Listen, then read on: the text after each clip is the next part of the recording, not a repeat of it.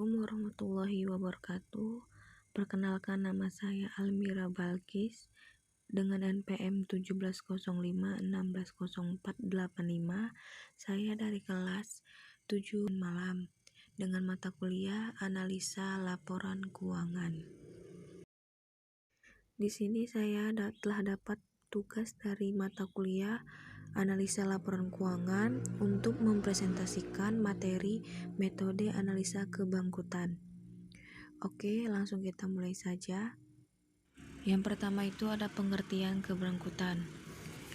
Kegagalan keuangan perusahaan adalah ketidakmampuan suatu perusahaan untuk membayar kewajiban keuangannya pada saat jatuh tempo yang menyebabkan kebangkrutan. Suatu perusahaan dinyatakan bangkrut apabila perusahaan gagal dalam menjalankan operasi usaha untuk mencapai tujuannya.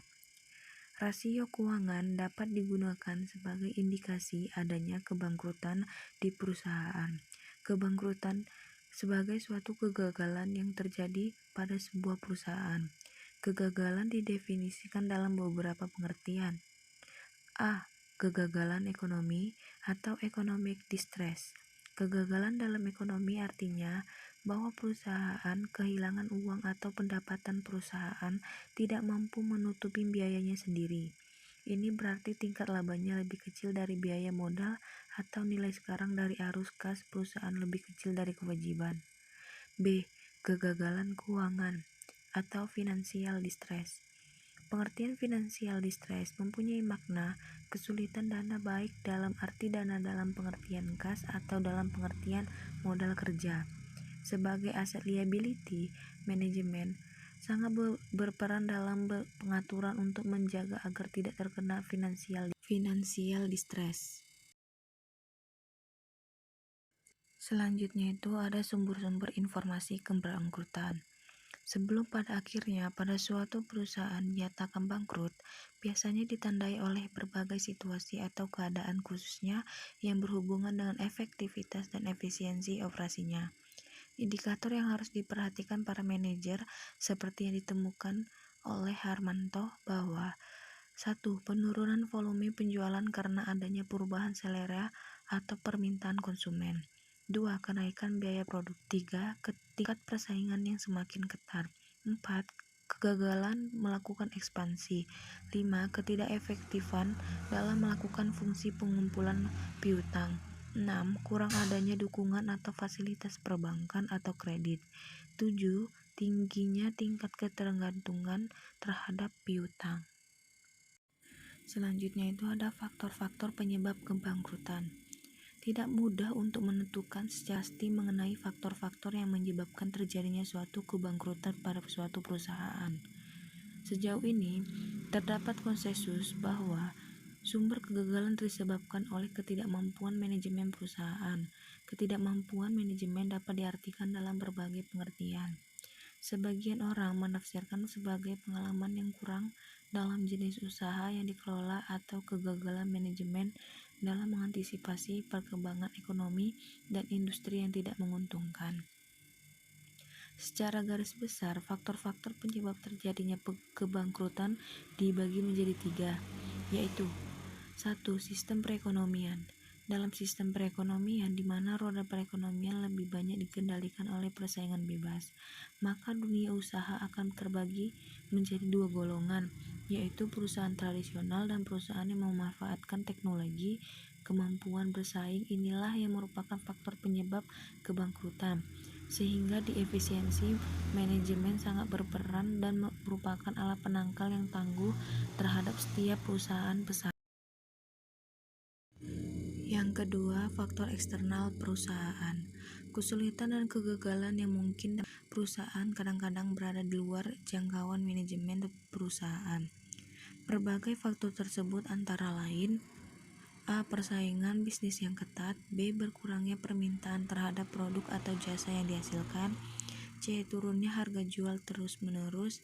D. Kecelakaan atau bencana alam yang menimpa perusahaan. Yang ketiga itu faktor internal perusahaan.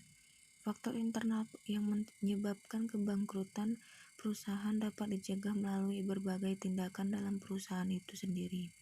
Faktor-faktor internal ini biasanya merupakan hasil dari keputusan dan kebijaksanaan yang tidak tepat di masa lalu dan kegagalan manajemen untuk berbuat sesuatu pada saat yang diperlukan. Faktor-faktor yang menyediakan kebangkrutan perusahaan secara intern adalah: A. Terlalu besarnya kredit yang diberikan kepada debitur atau pelanggan. B. Manajemen yang tidak efisien. C. Penyalahgunaan wewenang dan kecurangan-kecurangan. Dan materi yang terakhir itu ada manfaat informasi kebangkrutan. Informasi tentang prediksi kebangkrutan suatu perusahaan akan sangat bermanfaat bagi beberapa kalangan. Informasi prediksi kebangkrutan dapat bermanfaat untuk: 1. Investor. Adanya informasi prediksi kebangkrutan dapat memberikan masukan dalam menanamkan modal mereka. Apakah para investor akan menanamkan modal mereka atau menghentikan penanaman modal mereka ke perusahaan untuk melihat tanda-tanda kebangkrutan seawal mungkin dan kemudian mengantisipasi kemungkinan tersebut. 2.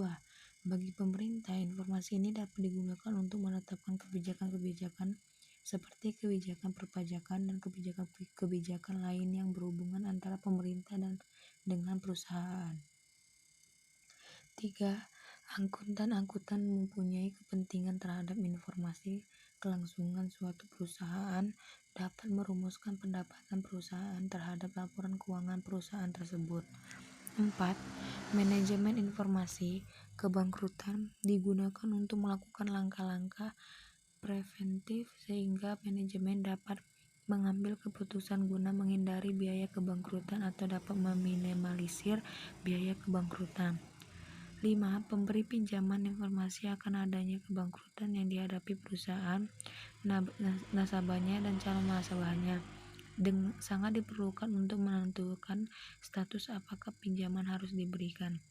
Negosiasi pembayaran kembali pinjaman perlu dibuat ulang dan kebijakan lain sehubungan dengan pemberian pinjaman.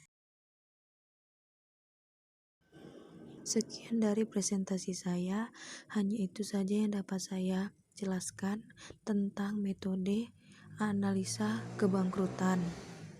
Jika ada kata-kata atau kekurangan pada presentasi ini, saya mohon maaf. Baiklah, saya ucapkan sekian dan terima kasih. Wassalamualaikum warahmatullahi wabarakatuh.